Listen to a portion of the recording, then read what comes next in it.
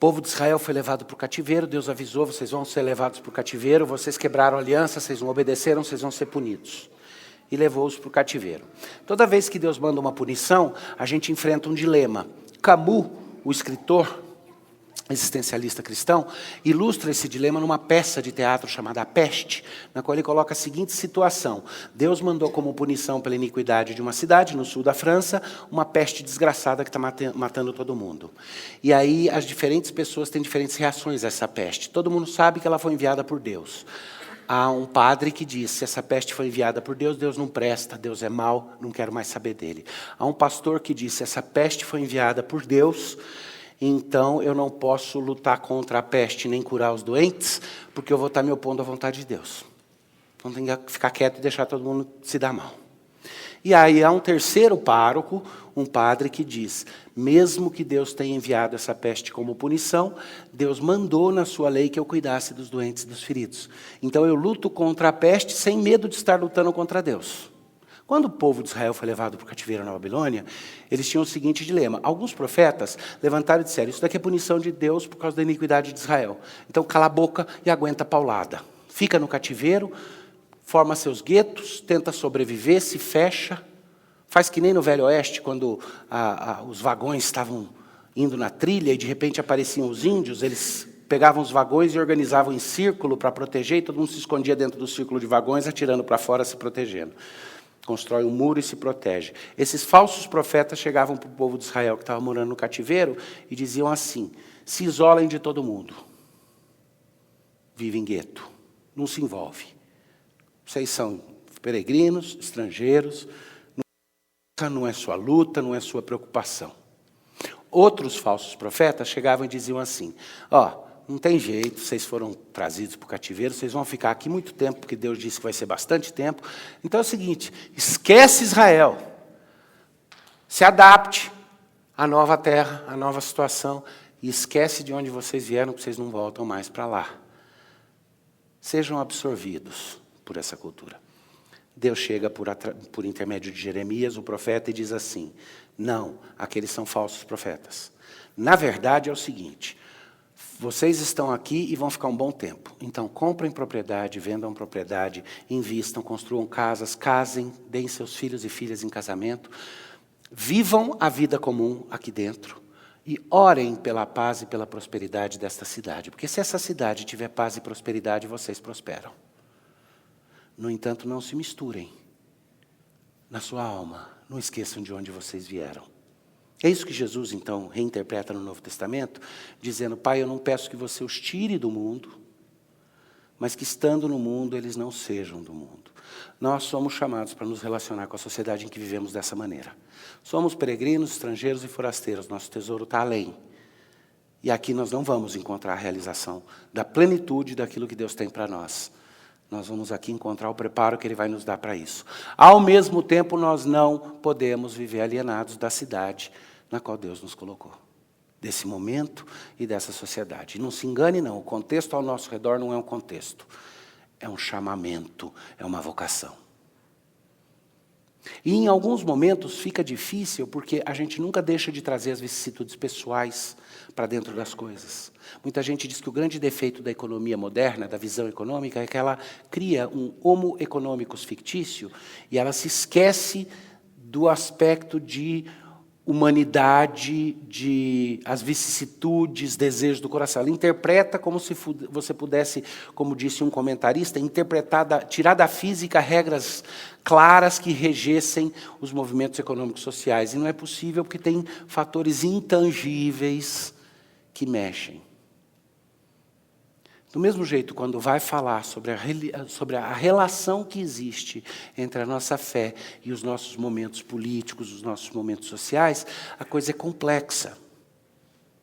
Toca em questões da história da gente. Por exemplo, eu me lembro na cidade de Araras, não muito tempo atrás, porque se eu falar que foi muito tempo atrás, Maurício, eu vou parecer velho.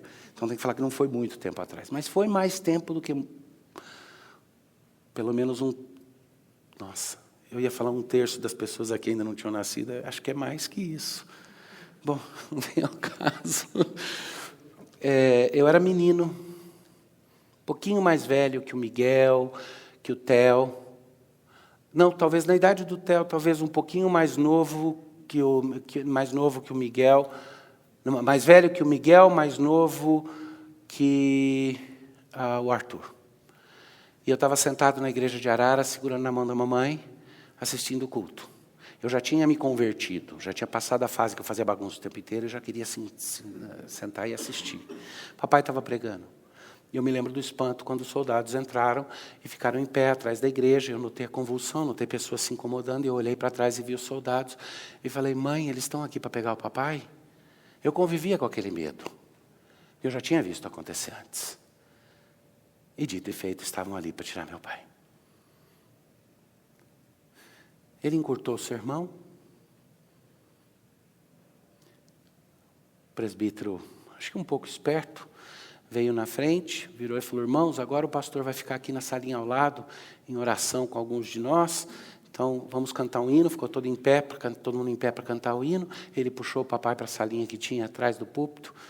Dava para entrar. Quando o papai entrou ali, 2 diáconos já tinham destelhado um buraco no telhado e posto uma corda. O papai subiu, escapou dali, tiraram a gente dentro da igreja, botaram num carro, fomos juntos com o papai. Ele veio para São Paulo, foi para o secretário de Justiça do Estado, que não era naquela época secretário de Justiça estadual, haviam secretarias de Justiça federal espalhadas em diferentes lugares. E ele foi e disse para o homem, eu vim aqui me entregar porque eu já apanhei demais, na mão de soldados rasos. E se minha vida tiver que terminar, eu quero que seja na mão de uma autoridade maior. O homem o chamou de reverendo Vadislau, já estava informado, mandou que o papai esperasse e foi levantar a ficha. Voltou um tempinho depois, disse, levantei a ficha do senhor, seu problema é com SNI, não é possível resolver por aqui, mas eu vou enviar o senhor para um homem que vai lhe ajudar. O papai falou, posso saber o nome? Ele falou, sim, general, e falou o nome do general, não vou citar. E ele disse, o senhor vai ter que ir de Camburão. Papai já sentiu todos os arrepios, eu vou contar depois por que sentiu todos os arrepios, mas foi, de Camburão. Puseram algema, mas não puseram lá atrás na caçamba, puseram no banco, e ele foi falar com aquele general que era talvez um dos piores torturadores daquele momento da nossa história.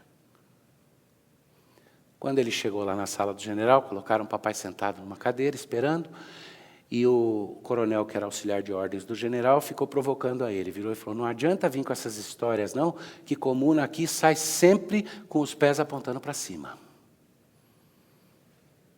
O papai estava esgotado da noite, cansado dessas lutas, cansado do fato de que já estava há 6 anos no ministério, de que tinha feito seminário, de que tinha comprovado a lealdade e o fato de que ele tinha se desvencilhado dos movimentos de guerra nos quais ele estava envolvido antes. Já tinha reconquistado seu direito de cidadania, servindo o Brasil, em Brasília. Irritado, ele virou para aquele coronel e falou, eu não vim aqui falar com o sargento, eu vim aqui falar com o general. E o coronel partiu para cima dele. Quando o primeiro bufete ia bater na cara, o general gritou, para! Meu pai levantou, o general disse, reverendo Vadislau, entre aqui. Meu pai entrou na sala, sentou, esse general pegou, levante. Meu pai levantou de novo, ele abraçou meu pai e disse, quando a gente se converte, os anjos no céu cantam glórias a Deus, mas os homens na terra demoram a acreditar. Eu me converti ao Senhor Jesus, e o seu caso vai ser a oportunidade que Deus vai me dar de ajudar um irmão e fazer o oposto do que fiz até agora. Bom, para encurtar a história, passamos um tempinho. Ele mandou o papai desaparecer por um tempo para ele poder dar um jeito. O papai foi pregar na Argentina, no Uruguai, nós fomos todos juntos, de Fusca. Eu, minha irmãzinha, que era bebê de colo, papai e mamãe. E quando ele retornou, esse general, então, o chamou e disse, talvez nós nunca mais nos vejamos nesse lado da glória, mas eu quero que o senhor saiba que o senhor teve algo que foi feito pelo senhor, que talvez ninguém tenha experimentado. Eu, pessoalmente, mandei coletar todas as suas fichas no SNI, os vários mandatos de prisão que existiam contra o senhor, e eu queimei, pessoalmente. Bom, para você entender o contexto, isso daí aconteceu porque nós tivemos 3 movimentos políticos no Brasil, um em 64, um segundo em 68, um terceiro em 72. 64 foi um golpe aberto, 68 e 72 realinhamentos dentro das forças militares. O primeiro golpe de 64 foi liderado por um homem que era civilista. Ele acreditava que o governo devia ser civil. Ele tinha planos de gastar 1 ano tentando impedir o avanço do comunismo e então entregar de volta o governo promovendo eleições. Não deu certo e não aconteceu. Papai teve um histórico porque antes de convertido, crescendo num lar cristão, filho de presbítero, 4ª geração de pessoas que se converteram dentro da fé cristã e da tradição presbiteriana. Lá atrás estava José Manuel da Conceição. Mas papai se rebelou na adolescência por causa de coisas da vida dele mesmo, meninice, iras no coração de meninice, se rebelou contra seu pai, e essa rebelião se tornou uma rebelião contra Deus. Ele então encontrou apoio numa autoridade política que começou a doutrinar o papai, e a ira dele foi alimentada.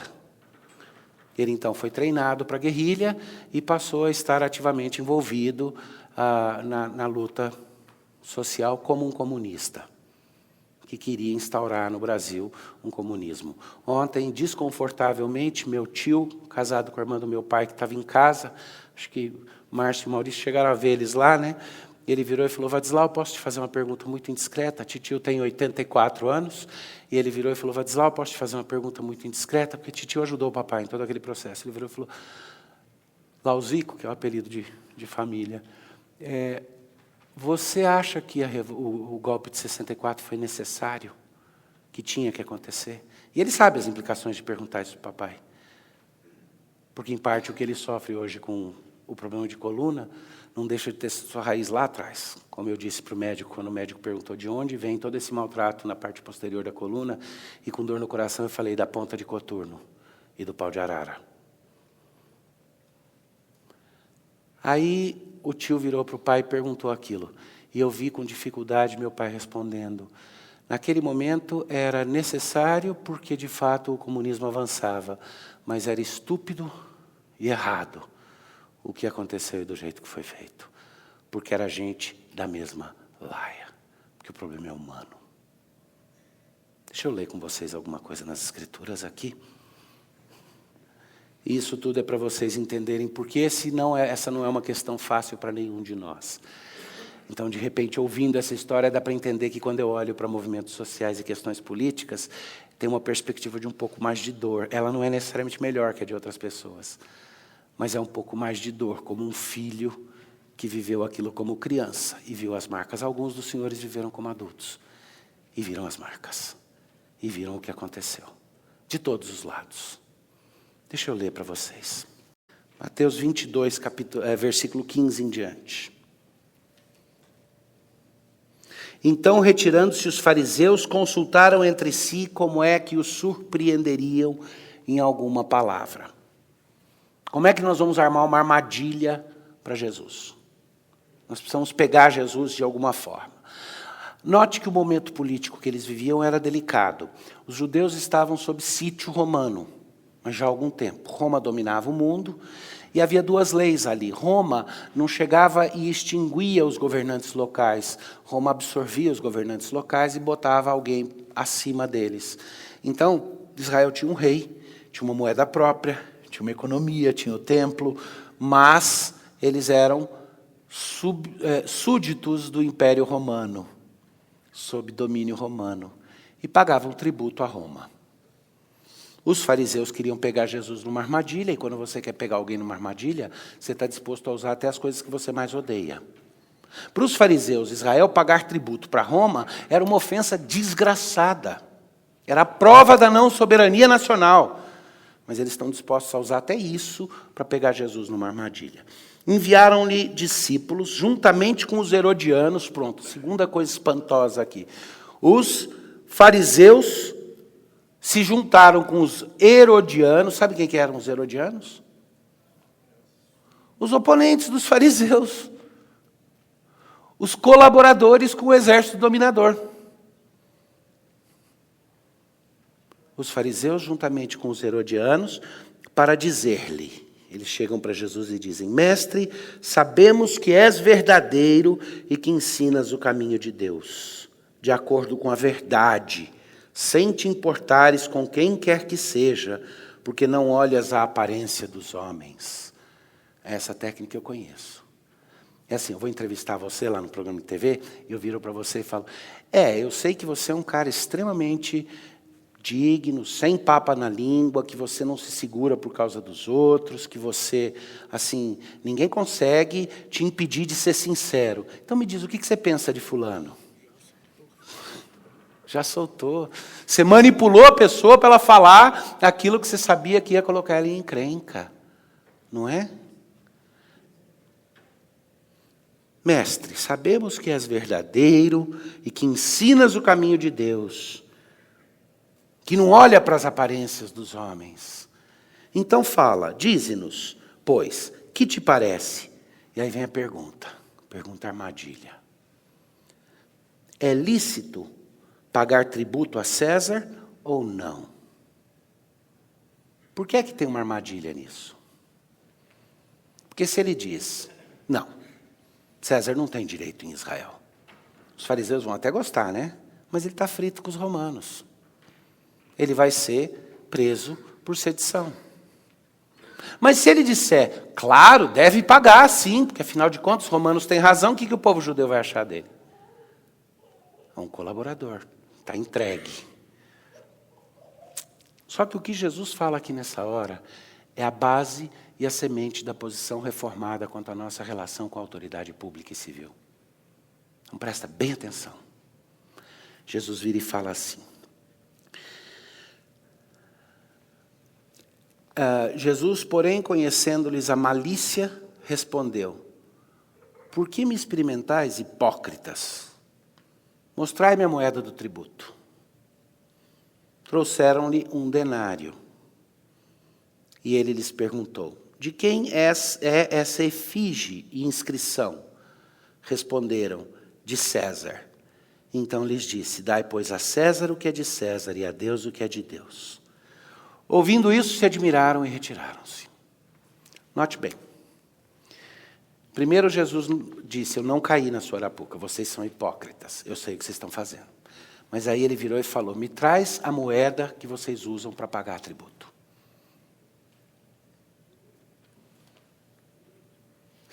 Vem cá. Parágrafo único, artigo número 1 da Constituição do Brasil diz que o poder emana do povo. Tem um cabo, deputado pelo Rio de Janeiro, que está entrando com um requerimento de uma emenda, uma PEC, para tentar mudar a Constituição, porque ele quer tirar essa cláusula e mudar o artigo número 1. E ele quer mudar para todo o poder emana de Deus. Só que aí você vai ouvir a explicação dele, ele fala que é porque o Brasil está numa guerra espiritual, e enquanto ele não disser que o poder emana de Deus, ele não pertence a Jesus. Se não pertence a Jesus, a economia brasileira vai ficar toda estragada do jeito que está. E eu fico me lembrando daquela música que dizia assim, foi em Diamantina, onde nasceu JK, que a princesa Leopoldina resolveu se casar. Alguém lembra dessa música? Fala o nome dela para mim, porque eu não quero falar, porque eu vou preso se eu falar. Antigamente podia usar nomes assim. Hoje em dia não é politicamente correto. É um samba do crioulo doido que o Cabo está falando, porque não é por aí. Mas ele não deixa de ter uma ponta de razão. Há um conceito errado na formação da sociedade moderna. E nós, como igreja, temos que ter um papel profético. Não de sair por aí dizendo para os outros, vamos mudar a Constituição brasileira, porque a gente não teme a Deus. Mas de qualificar e dizer, todo poder político, dentro da esfera de uma república democrática, encontra a sua base no povo. Porque, de fato, todo poder emana de Deus, não existe poder que não emane de Deus. E o exemplo para as crianças de botar 3 gerações, foi porque de 3 eu posso ir para 10, posso ir para 20, posso ir para 30, e no final das contas, você tem Adão ou você tem Noé, e Deus falando com eles. Porque todo poder verdadeiro emana de Deus. Só que a Bíblia diz mais. A Bíblia diz que não existe autoridade que não seja estabelecida com Deus. Só que a gente para de ler ali. E, na verdade, para entender o texto, você tem que entender que a Bíblia fala assim, toda autoridade é constituída por Deus para punir a injustiça e recompensar o bem.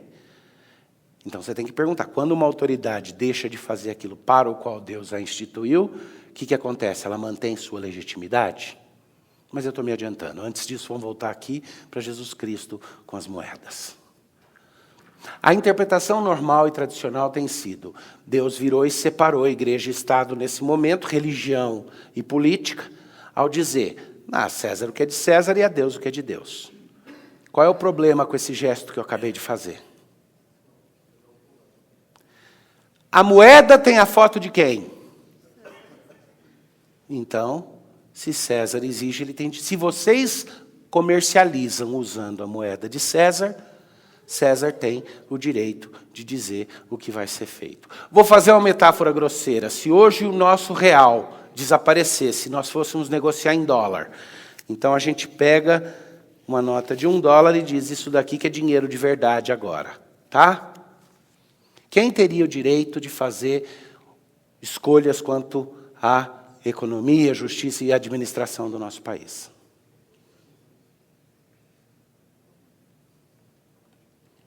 Pergunta difícil essa, né? Jesus disse, se vocês usam o dinheiro de César, comercializam com o dinheiro de César e constroem as coisas com o dinheiro de César, ele tem o direito ao tributo. Mas, dai a César o que é de César.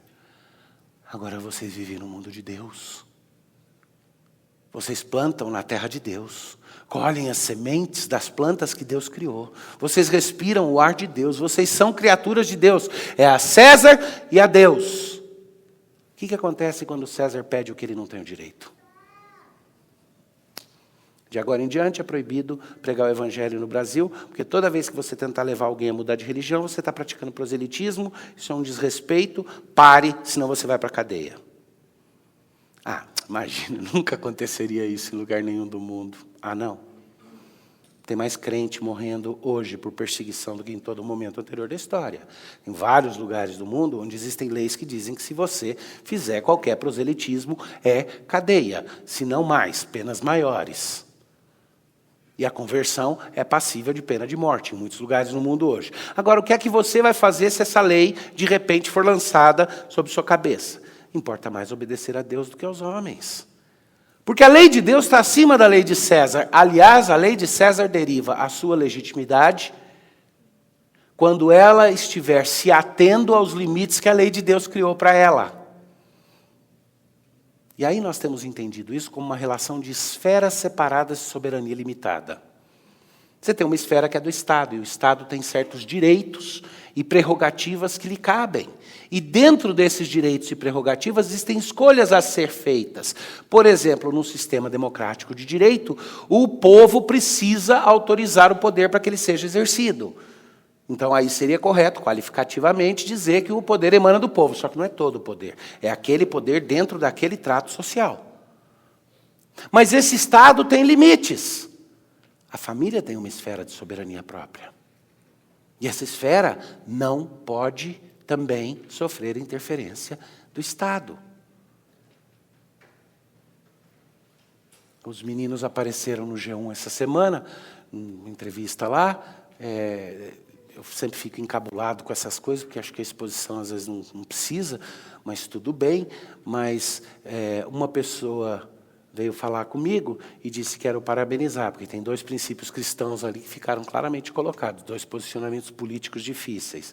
Primeiro, a mãe deles dizendo que parou de trabalhar para investir na educação deles, e segundo, a ela virar e falar, porque eu creio que a responsabilidade primária da educação não é do Estado, mas sim dos pais, e por isso eles ficaram em casa até os 5 anos de idade, quando entraram no ensino primário.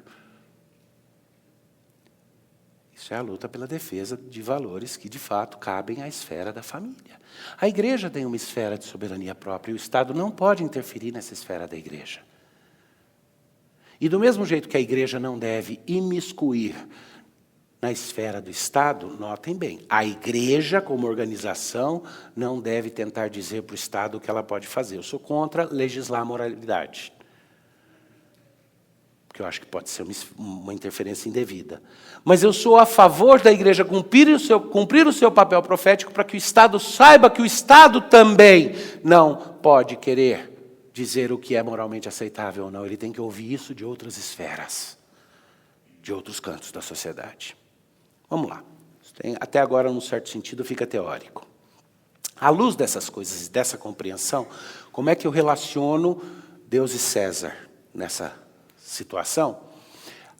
Os reformadores lá atrás tiveram que lidar com isso. Por quê? Porque em muitos lugares o evangelho foi pregado, houve conversão, várias pessoas se tornaram cristãs reformadas, conheceram o evangelho da graça, descobriram que até ali tinham comprado um evangelho distorcido, mas eles viviam em situações onde ainda tinham governantes que não admitiam isso.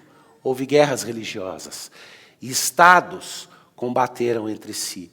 E em muitas situações, como por exemplo na Escócia, de onde veio diretamente o presbiterianismo, a grande tensão é que a Inglaterra oscilava entre uma visão meio termo entre protestantismo e catolicismo e uma visão católica.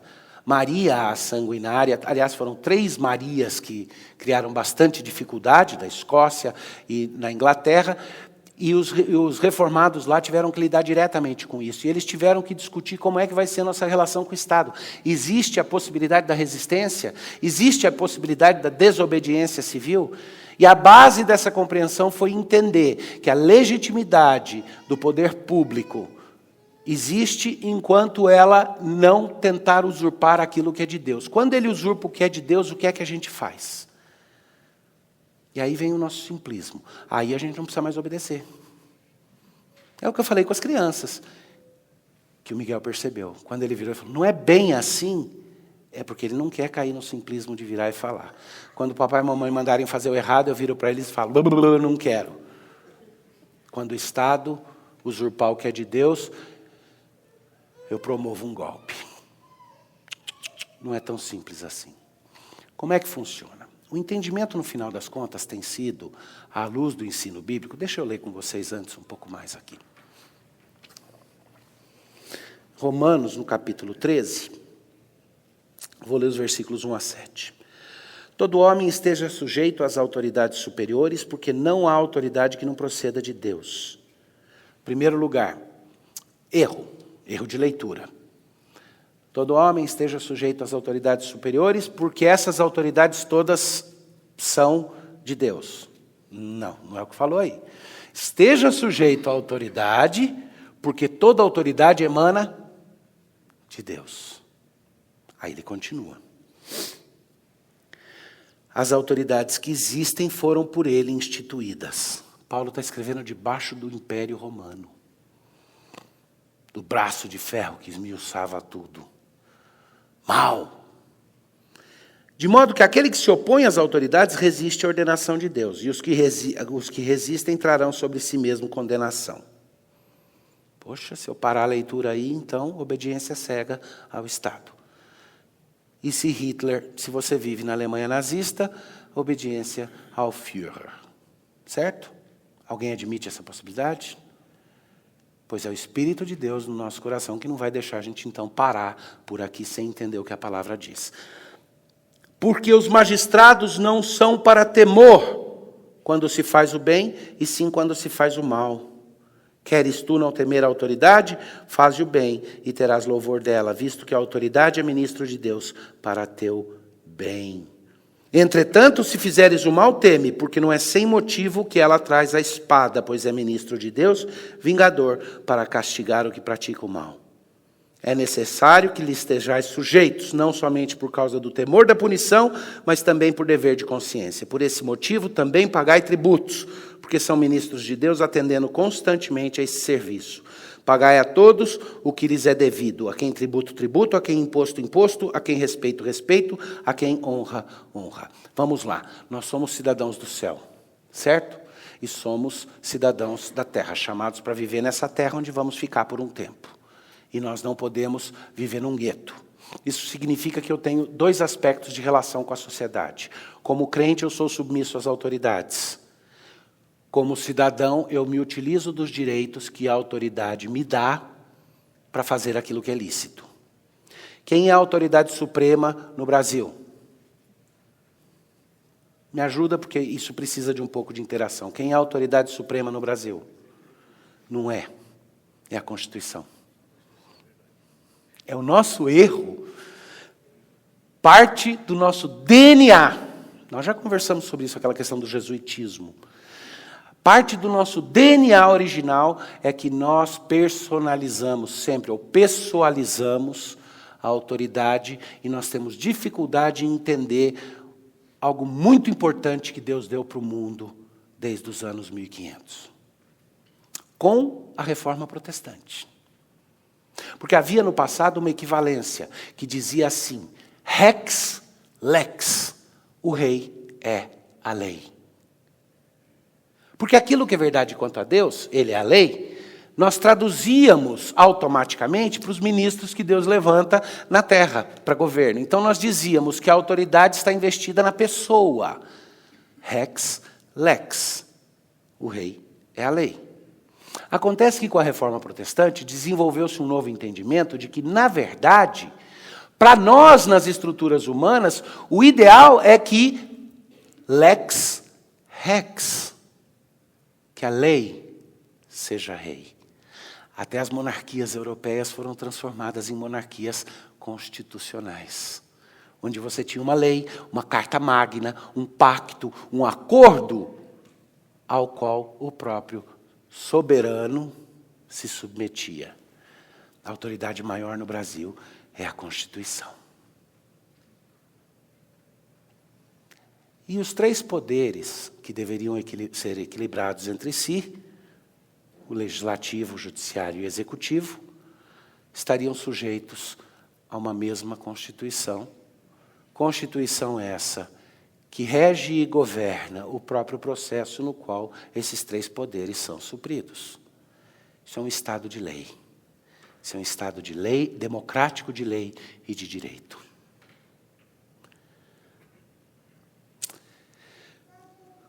A submissão à autoridade, então, nesse caso, significa a submissão àquela autoridade constituída e instituída por Deus para... Quais são os fins claros aqui? Para punir o mal e recompensar o bem. Quando pessoas investidas da autoridade usam essa autoridade para fazer algo diferente daquilo que o próprio regramento legal diz, aí existem dispositivos legais para se lidar com isso, especialmente numa democracia participativa. Então, o crente, quando ele procura se utilizar dos meios corretos para fazer isso, ele está não só no seu direito, mas cumprindo a sua obrigação. Primeiro passo. Agora, deixa eu dizer para vocês a sequência que existe da situação mais simples até a situação mais grave. Tá? Primeiro passo, o envolvimento dentro daquilo que é lícito e legal para expressar a insatisfação e procurar corrigir o rumo. Papel profético, cumprimento do papel profético dentro dos limites da lei. Esse é o primeiro passo que um crente deve fazer. Quando ele percebe que um Estado de lei e de direito corre o risco de deixar de ser isso. Esse é o primeiro passo. E quando isso não funciona? E quando o poder foi deturpado? Quando, por exemplo, a gente sabe que hoje o contingente de soldados das nossas Forças Armadas é 1/4 do exército social que existe. E aí, como é que fica? Quando a gente sente que a ameaça é uma ameaça maior. A expectativa dos melhores economistas, Armínio Fraga falou isso essa semana, é de que em 4 a 5 anos o nosso déficit público seja 100% do PIB. Porque ele está crescendo vertiginosamente. Trocado em miúdos, aqui não é igreja, não é para falar de economia, mas trocado em miúdos, isso significa que nós estamos meio caminho andado, ladeira abaixo, para quebrar, de fato. Quando quebra de fato, você tem desabastecimento. Quando você tem desabastecimento, você tem conflito. Quando você tem conflito, você cria situações ideais para soluções radicais. Isso é uma realidade que a gente tem que enfrentar. E é possível mexer e fazer alguma coisa a respeito. Mas não vai ser o Joaquim Levy que vai solucionar o problema. E não adianta demonizar e pensar, não, então o problema todinho é a excelentíssima senhora presidente. Ou o muito digno presidente da Câmara ou do Senado. Ou os muito dignos presidentes. Não dá para colocar o problema é maior. É maior que esse. Como é que um cristão faz? Cumprir o nosso papel profético, primeiro passo. Segundo passo, quando é necessário algo mais, o que é que deve se fazer? Já me perguntaram seriamente se é lícito fugir. Sempre fica aberto a possibilidade de fugir, porque somos peregrinos e forasteiros. Se você não tem um apego muito grande e não quer ficar nesse barco, não é errado diante de Deus escolher uma retirada estratégica, se você tem possibilidades. Isso é possível e sempre foi garantido. Quando os outros dois não derem certo, a denúncia não deu certo, quando chega no fim, quando é radical.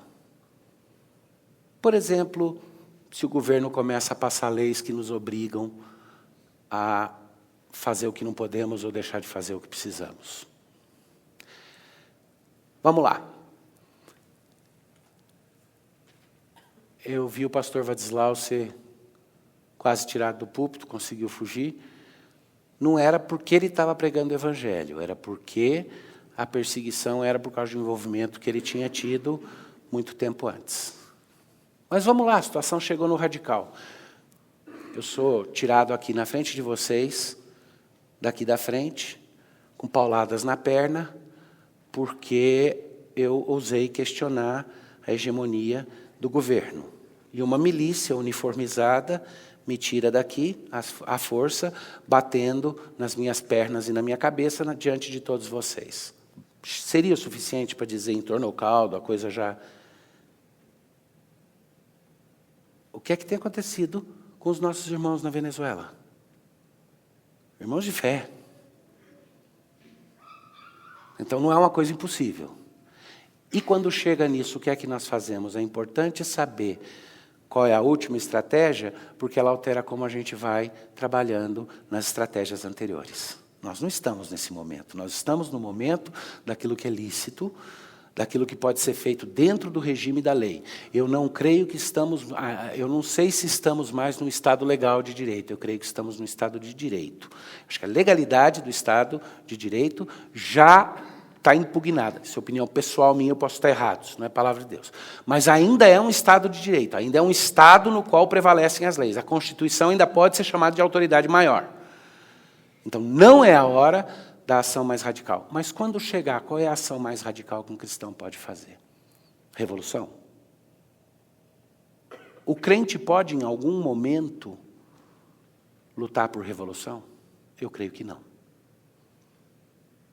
Kuyper, estadista holandês, fundou um partido na Holanda que chamava Partido Antirrevolucionário. E não era um partido conservador, ele era antirrevolucionário porque ele dizia que os ideais da Revolução Francesa são muito diferentes dos ideais da Revolução Americana, que os ideais da Revolução Francesa, igualdade, fraternidade, liberdade, para o homem, pelo homem, criada pelo próprio homem, que isso daí são ideais humanistas falidos, que são ideais que vêm do iluminismo e que nunca funcionaram, sempre geraram o quê? Toda vez que forças políticas foram construídas em cima destes ideais revolucionários, humanistas, o que é que nós vimos acontecer? Robespierre, grande teórico da Revolução, faleceu de velho na cama, né? É cabeça rolando para todo lado. Recentemente, o cantor popular Caetano escandalizou várias pessoas, porque, dando uma entrevista, uma moça de esquerda virou para ele e falou: você sempre foi o nosso ícone da esquerda, tal, sou muito grato a você, e é legal que você lute pela democracia. Aí ele virou para ela e falou: olha, eu agradeço muito, especialmente esse finalzinho que você falou da questão democrática, que é muito importante, porque, geralmente, as pessoas que lutam pela democracia vindas da perspectiva de esquerda, elas têm sempre uma tendência de querer cair no autoritarismo. A democracia para eles é um meio, mas depois que faz a revolução ela tem que ser totalitária. Enquanto que as pessoas que lutam pela democracia vindas de uma posição mais conservadora, essas tendem a ser mais puramente democráticas. Aí a moça virou e falou: muito isso me desaponta, não sei o que lá, teve um quebra-pau, porque ele assustou todo mundo, ele virou e falou: olha, quando o papo vem desse jeito, eu me sinto como se eu fosse um conservador inglês, como se eu fosse um liberal inglês na política. E eu ouvi esse homem falando isso, assustou ali o pessoal no programa que estava assistindo. Isso daí está no YouTube, dá para assistir. Pois eu fico pensando que, para nós, como crentes, entender onde é que pode chegar no limite é importante. E o primeiro passo é nós não somos a favor da rebelião. A rebelião é sempre contra Deus. Porque até a autoridade que usurpou o seu lugar, até a autoridade que vai precisar ser tirada, de um modo no qual eu não me torne um rebelde, sem autoridade. Se não, é igualzinho fazer o horror que a gente acusa alguém de fazer para essa pessoa parar de fazer o horror que a gente acusa essa pessoa de fazer. Esse é o primeiro passo. Mas se não é assim, então existe a possibilidade da resistência? Então é resistência pacífica? A resistência pacífica é um pouco de mito. Eu vou explicar para vocês. Parece bonito e tudo, mas funciona da seguinte maneira. Ela é muito efetiva, mas ela custa mais em número de vidas. Por exemplo, Gandhi conseguiu liberar a Índia com resistência pacífica, porque a vida lá era muito barata. Dava para matar um monte de gente, não tinha problema. E os ingleses já estavam matando um monte de gente. Então dava para desperdiçar a vida humana. Mas o custo da resistência pacífica que ele fez era muito caro. Por quê? Porque ele dizia assim, o único jeito da gente ganhar essa batalha é fazer o horror ficar tão grande que a opinião do mundo se volte e nos ajude, e que as pessoas aqui sejam convencidas pelo horror de que isso não pode continuar. Em outras palavras, vamos fazer ficar tão ruim o horror, tão sangrento, que as pessoas parem. Então o que acontecia? Os britânicos vinham com um tanque de guerra e mandavam o pessoal deitar na estrada em cima, e os tanques iam passando. Até que o número de gente morrendo, o sangue, o horror era tanto que o pessoal nauseado disse, não dá mais. E pararam. Um exemplo mais próximo de casa, Martin Luther King treinava o pessoal assim da igreja, antes deles saírem para fazer protesto, dizendo assim, olha, vocês saiam na rua, quando os policiais vierem com os cacetetes, se não tiver câmera por perto, olha para os policiais e provoca. Provoca bastante, deixa eles bem com raiva. Quando vier a câmera, você cobre a cabeça e fica coitadinho, e apanha. E não é eu que estou falando isso daí, qualquer um faz isso. Por quê? Porque ele dizia, é importante que a opinião pública veja o abuso que está sendo cometido. Quando a opinião pública vê você apanhando, isso ganha pontos para nós. Então, não é a resistência pacífica. Como é que a igreja resiste? Lembra, o que é feito hoje é o protesto. O direito do protesto está lá. Precisa ser um protesto cuidadoso. Precisa ser dentro dos limites da lei. Mas e quando chega mais que isso? Não é bom saber lá no fim? Não é na rebelião e nem é na suposta resistência pacífica. Como é que se faz? Primeiro princípio bíblico. Toda autoridade foi dada por Deus. Quando é que uma pessoa pode chegar e falar, esta autoridade maior negou o seu mandato divino e perdeu a sua legitimidade porque está fazendo o contrário daquilo para o qual Deus a instituiu? Lembra que a chave desse raciocínio está em entender que o texto não fala eu devo obediência à autoridade, diz eu devo obediência à autoridade porque ela foi instituída com Deus para punir o mal e abençoar o bem. Então ela tem um propósito, ela tem um mandato, e ela pode abdicar desse mandato. Meu mandato aqui é pregar o evangelho para vocês. Quando que vocês sabem que é a hora de dizer não queremos mais sua pregação? Quando eu descumprir o meu mandato e passar a pregar mentira. Aí eu deixo de ter a autoridade de pregador, porque eu neguei tudo isso. Mas e aí como é que nós fazemos? Primeiro princípio que Rutherford, seguidor e posterior a John Knox, propõe. Eu preciso estar sujeito a um outro magistrado inferior. Ou igual ou inferior. Ou seja, Revolução de 30. O que aconteceu na Revolução de 30, aqui 29, aqui em São Paulo? O entendimento do Estado e das autoridades eclesiásticas, públicas, civil. O Dr. Custódio foi presidente do Mackenzie, sabe que o Mackenzie teve um papel importante nisso como hospital naquela época. Inclusive também quando houve os bombardeios na Lapa e tudo, né? Essas autoridades do Estado de São Paulo entenderam que a Constituição brasileira estava sendo traída pela União no estabelecimento de uma ditadura. E São Paulo e os estados do Sul, Santa Catarina, Rio Grande do Sul, Paraná, juntos, fizeram uma intentona constitucionalista. Basicamente, eles declararam que iam guerrear com o resto do Brasil, eles perderam. Em nome e em defesa da Constituição. Eles perderam. Mas qual é a diferença? Por que ali não foi rebelião pura? Porque eles estavam se levantando contra uma autoridade que eles queriam que havia deixado o seu mandado legal, e eles estavam sob autoridade. Não era um bando de gente que virou revolucionário e se juntou para fazer uma patota. Quais eram as autoridades ali? O legislativo do Estado, o governador, os prefeitos das cidades, todos que estavam participando juntos. Então havia a submissão à autoridade, ela estava preservada. Então o primeiro princípio geral, sempre estamos sob autoridade. E qualquer movimento nosso precisa ser debaixo de autoridade. Segundo princípio, o propósito de qualquer movimento desse tipo nunca é a resistência para o estabelecimento de algo melhor e mais perfeito. Isso não existe. E isso abre portas para o messianismo. A luta é sempre para o reestabelecimento da ordem legal e jurídica. Então, em 64, havia uma ameaça real.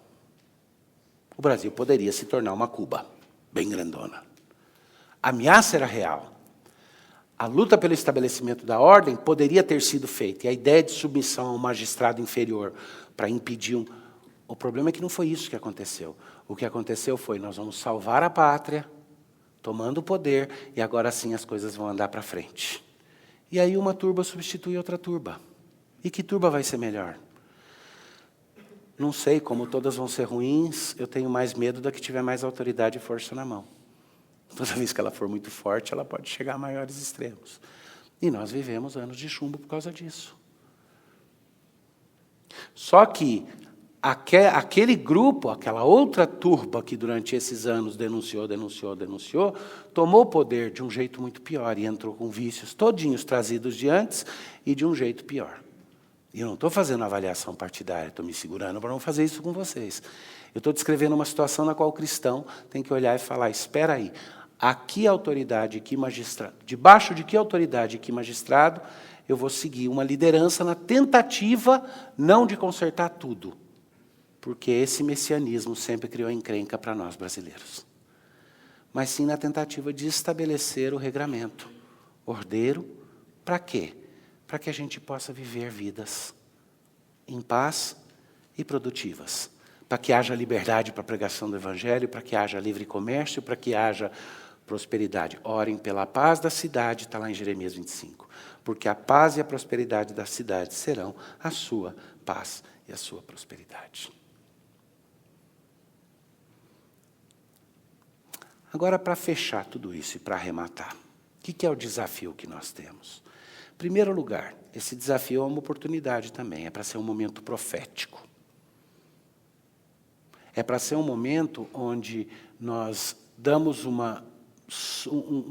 tocamos um clarim límpido e claro no meio de uma bagunça muito grande, onde todo mundo sabe que as coisas estão erradas e precisam mudar, mas a cacofonia de respostas e de propostas chega a ser ensurdecedora. Ninguém sabe o caminho. E eu vou dizer uma coisa, não tem nada mais perigoso do que mudar sem saber para onde, viu? Quer ver isso daí? Pula, quando você pular, eu te digo a altura e a direção do seu pulo. Não dá, uma vez que você comprometeu, você já comprometeu. Então, o que é que Deus quer de nós aqui, hoje? Eu acho que Ele quer que, como bons cidadãos, estejamos engajados, dentro da consciência que Ele nos deu. É importante pensar a respeito do que está acontecendo como crentes, e não tirar o chapéu de crente para falar, agora eu vou pensar de política. Não confunde as bolas, não. É igreja e governo que não se misturam, igreja e Estado. Mas fé e política tem tudo a ver, toda política emana da fé. Porque toda autoridade emana de Deus. Todo poder emana dele. Então, pensa como crente a respeito disso. Seja submisso à autoridade. O mais irritado que eu possa ficar com a nossa figura superior do executivo, o mais respeitoso eu tenho tentado ser ao me referir à muito digna senhora presidente. Por quê? Porque num momento informal, se ela fosse minha colega, eu ia chamar de Dilma. Quando eu sei que não vou desrespeitar pelo cargo que ela segura, eu vou fazer como Paulo, que tratou o sumo sacerdote de forma indelicada, com palavras, e foi esbofeteado e disseram, como falas tu assim com o sumo sacerdote? Ele disse, peço perdão, não sabia que era o sumo sacerdote. O quê? Paulo estava com medo de homens? Não, ele disse que queria respeitar aquele cargo, porque ele entende que a autoridade emana de Deus. E aí, com todo o respeito, ele disse para aquele sumo sacerdote que ele era um energúmeno. Isso é possível. Então, esse é o primeiro passo. Pense como cristão. Segundo, fale com o respeito que um cristão deve às autoridades. Mas pensando como um cristão, saiba que vale mais obedecer a Deus do que os homens. Isso não é licença para desobediência rebelde.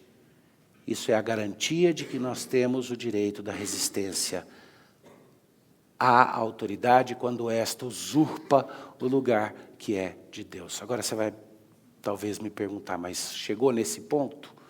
Não, mas acho que é apropriado saber que pode chegar facilmente. E preparar. E há uma terceira coisa que, como crentes, a gente deve fazer. A gente chama isso daí, em planejamento institucional, de planejamento de contingência. O que significa?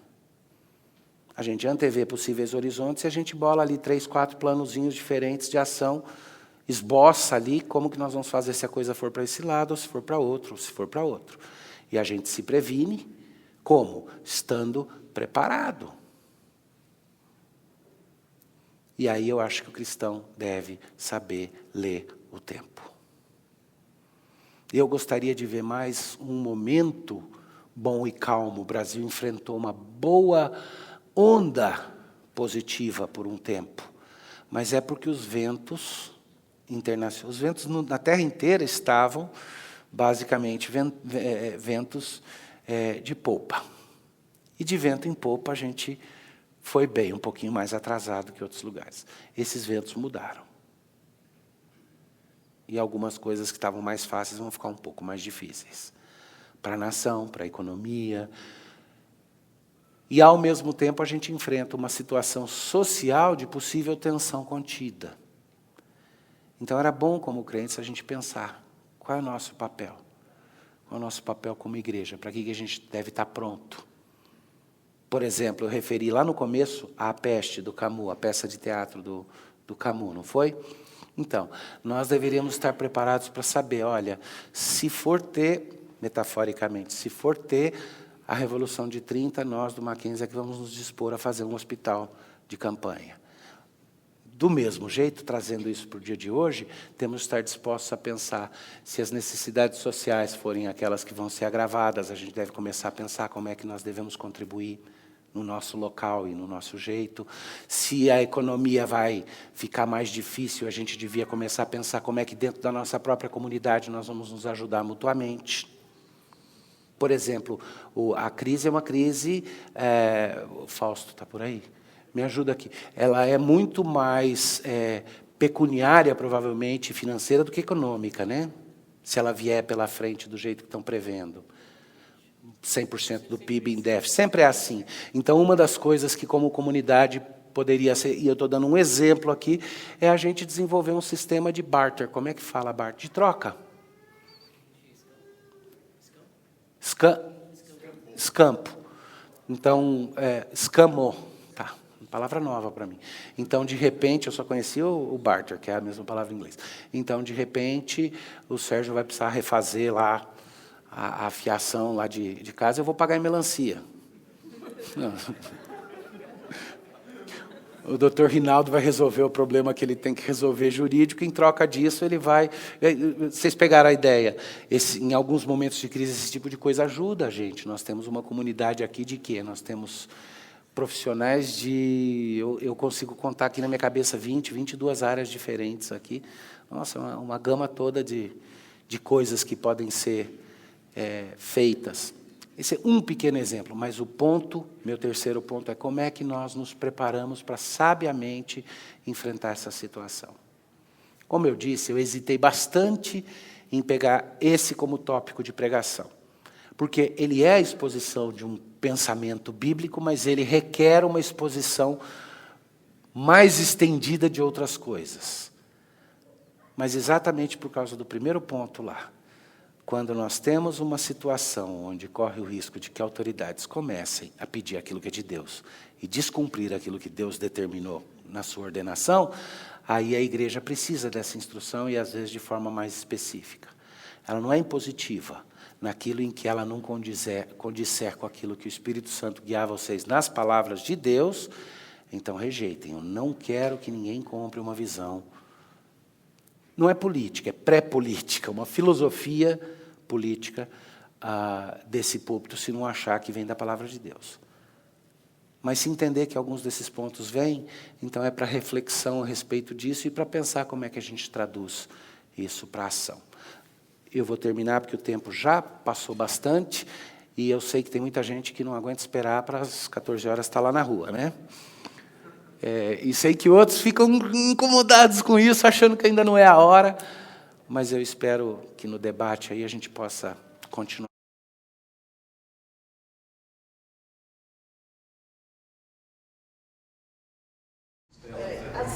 Vou dar um exemplo. Eu respeito a autoridade, principalmente o meu Deus. Mas agora, vamos pôr, está uma confusão. Entro matando a minha família. Tá? Eu não posso ver. Eu vou pegar em casa. Não tem autoridade. Está uma confusão, que nem os cristãos. Eu não posso chegar como uma aldeia, ficar esperando chegar nos matar. Eu parei no terceiro ponto da resistência. A resistência vai da resistência usando os meios legais até a luta armada. Todas elas lícitas no momento certo. John Knox morreu no campo de batalha com a espada. O reverendo John Knox morreu no campo de batalha com a espada na mão, tentando impedir que os protestantes fossem todos mortos. Não, eu obedeço ao meu Deus, e nem autoridade no Brasil. É difícil, a gente tem que orar, né? A gente quer ver tudo lá em cima, mas eu obedeço ao meu Deus, que é o mais importante. Mas a gente está difícil. Pode chegar a um momento no qual para defender a vida porque dos outros. Você tem uma noção política aprimorada. E você vê a injustiça que está, teve que ajoelhar e orar. Porque das últimas coisas que eu vim saber, você ora, porque você se apieda, né? Do próximo, você se apieda. E aí é difícil. Não que eu vou pegar e não mato nem barato, eu mato alguém, nem não é isso. Mas você fica numa revolta, você quer que morre todo mundo lá em cima. Não que eu vou matar, não é nada disso. É cedo para, no momento de perguntas e respostas, não. No momento de sermão é cedo para até especular sobre o fato, mas respondendo a sua pergunta, sim, a resistência final, quando a autoridade usurpa a de Deus e tenta, dependendo da extremidade do caso, ela vai desde uma resistência que pode ser por força, ou pode ser por voz e tudo, até mesmo ela pode chegar quando ameaça a vida é direto. Para mim, o regramento simples é o seguinte: para salvar a minha vida, eu prefiro não tirar uma vida. Para salvar a vida daqueles que Deus colocou sob o meu cuidado, e no meu caso se estende para salvar a vida da minha esposa, dos meus filhos, hoje dos meus pais também, no meu caso se estende até para a vida de vocês aqui. Aí eu faço o que precisar para proteger essa integridade. Isso é bíblico. E a resistência política às vezes pode chegar a esse ponto. Não chegou ainda, graças a Deus. Não, minha resistência é ajoelhar e orar hoje. Mas em alguns lugares do mundo, tá? E Deus acalma meu coração. Em alguns lugares do mundo chegou sim. Não, na África, onde o Boko Haram está ameaçando, são crentes que estão sendo mortos e... Doutor, era isso? Não, hoje não vamos querer matar, não é isso. Hoje a minha resistência é ajoelhar e orar. Agora, a senhora quer fazer um treinamento para aprender a usar uma arma? Fala comigo. Não, eu dou esse treinamento. Eu acho que eu tenho uma metralhadora certinha, que fica boa na sua mão. Doutor Cristóvão. Posso falar? Oi? Antes de passar para a história, só tem uma pergunta. O rapaz vai ficar passeando com o microfone, eu quero fazer uma pergunta antes. Você comentou um pouco sobre a questão da Constituição, né? Sim. Então, a nossa autoridade hoje é a Constituição brasileira. Sim. Certo? Não é a Dilma, não é o Renan Calheiros, não porque nós somos uma república constitucional. E aí me chama a atenção quando você falou sobre a questão dos estados. Nós estamos debaixo a uma autoridade abaixo. Sim, tá? nós somos uma república federativa. Isso, mas na Constituição deixa bem claro que isso é errado, isso é crime. E o que deixa claro na nossa Constituição é o direito a, por exemplo, nós podemos protestar, direito de expressão. Tá? Então isso me dá mais uma ideia de pacífico, de um protesto pacífico, uma resistência pacífica do que uma guerra. Tá? Então isso me chama muito, olhando para quem é a nossa autoridade hoje, que não é a Dilma, mas sim a Constituição, isso me chama muito mais atenção uma resistência pacífica. Sim. É um pouco essa pergunta. Então, pacífica que você diz é o seguinte, não é a resistência pacífica que garante Luther King pregar. Sim. Porque resistência pacífica ali é um termo técnico. É a resistência não conflituosa. Ou pelo menos a resistência legal, vamos chamar de resistência legal. Ela é legal, nós podemos fazer lato sensu, chamaríamos de pacífico, mas para evitar confusão com o termo técnico. Sim, eu concordo. Onde é que eu acho que o magistrado inferior passa a estar legitimado? Quando ele estiver em defesa da lei maior. Por isso eu citei o exemplo da Revolução Constitucionalista. Foi um levante para tentar garantir a própria Constituição federativa. Mas nós temos um histórico ruim com isso, a gente perde toda vez que luta pelo direito. Doutor Custódio.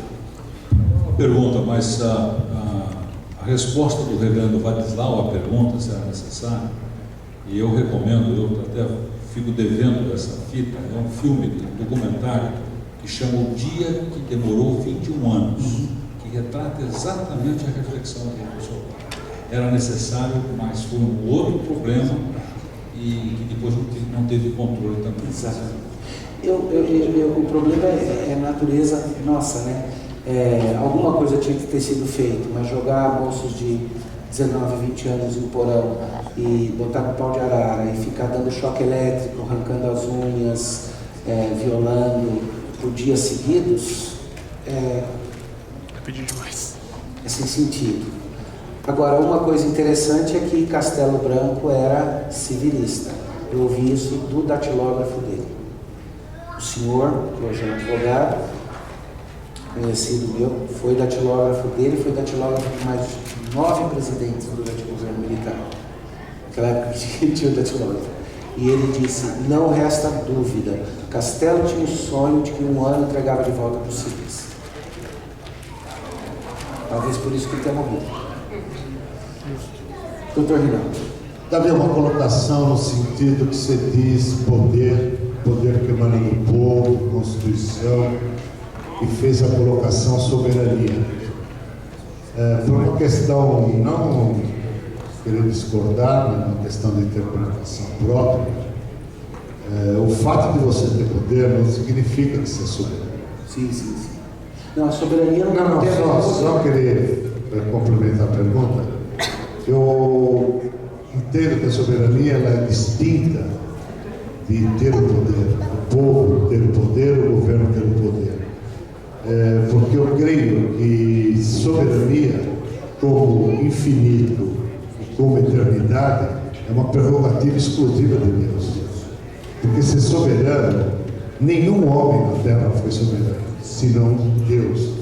E eu vejo isso uma distinção, porque também o próprio infinito não existe para o homem. A eternidade não existe para o homem. Ela é uma prerrogativa de Deus, que Deus nos alcança quando Ele determina. Não, está bem colocado. A ideia, o termo esferas de soberania, não dá para usar soberania no abstrato, mas o termo esferas de soberania, o Kuyper usava para diferenciar os diferentes âmbitos de autarquia. Tecnicamente, a palavra melhor seria autarquia. A soberania seria absoluto. Autarquia quer dizer autoridade limitada para um propósito definido. Então, às vezes a gente usa o termo esferas de autarquia, que eu prefiro, tecnicamente é superior. Mas é porque nas traduções de Kuyper, que é o cara que pensou isso para o português, usaram esferas de soberania. Então o termo ficou inadequado, mas bem lembrado, soberania Deus tem. Todo o resto do poder é derivativo. Se ele é derivativo, ele nunca é soberano. Então eu posso dizer que existe um soberano se eu entender que é assim, soberania lato sensu, não estrito sensu. Soberania parcial. Que o termo melhor seria autarquia, mas as pessoas não estão acostumadas com o termo autarquia, né? Mas autarquia seria um conceito mais correto. Autogoverno limitado. Muito bom. Mais alguém? Não? Deus abençoe.